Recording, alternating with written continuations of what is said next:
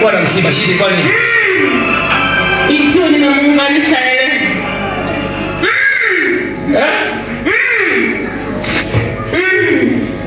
Rudia.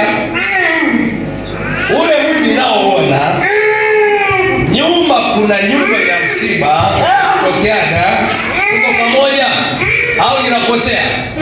Ninakosea? Rafiki naona nyumba. Naona mbele kuna mti mkubwa. Huyu alichukuliwa kwa kwenye mti. Huyu alifanya nini?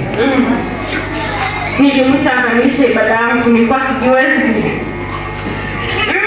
Akamilishe ibada yangu. Lakini nilishindwa mtoto alikuwa na kazi.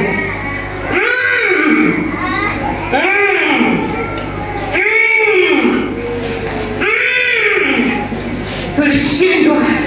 Hata tukatuma mvua ibebe kaburi tukashindwa. Wabebe? Kaburi.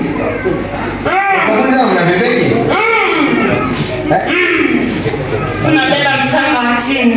Tunabeba mchanga. Ukishabeba unaondoka na mtu. Tunamuua mtu mwingine. Tunaua mwingine. Listen to me.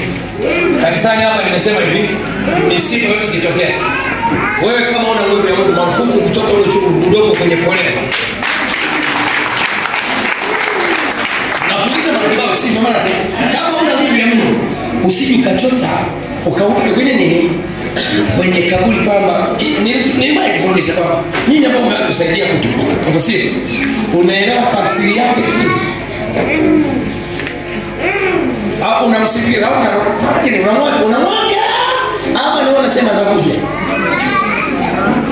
Na unajitupa hai. Wanakuja watano kama wale. Wakibeba ule udongo na sikiliza mpaka mimi nifundisha nasema wakikula ule udongo wanahesabu watu walioipeleka udongo wapi? Kabrini. Wakishaangalia watu wanamwangalia mwenye nyota. Wakishaangalia mwenye nyota wanampisha moto. Anakufa. Kwa nini kutana wewe unatoka tu kaburi liko mbali kule. Mimi sijatupia udongo kumbavu kubwa.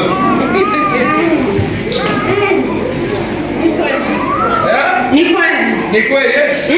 Wajinga hapo tu. Kwa udongo nabeba maiti. Na kufuata wewe nyuma. Nanga share.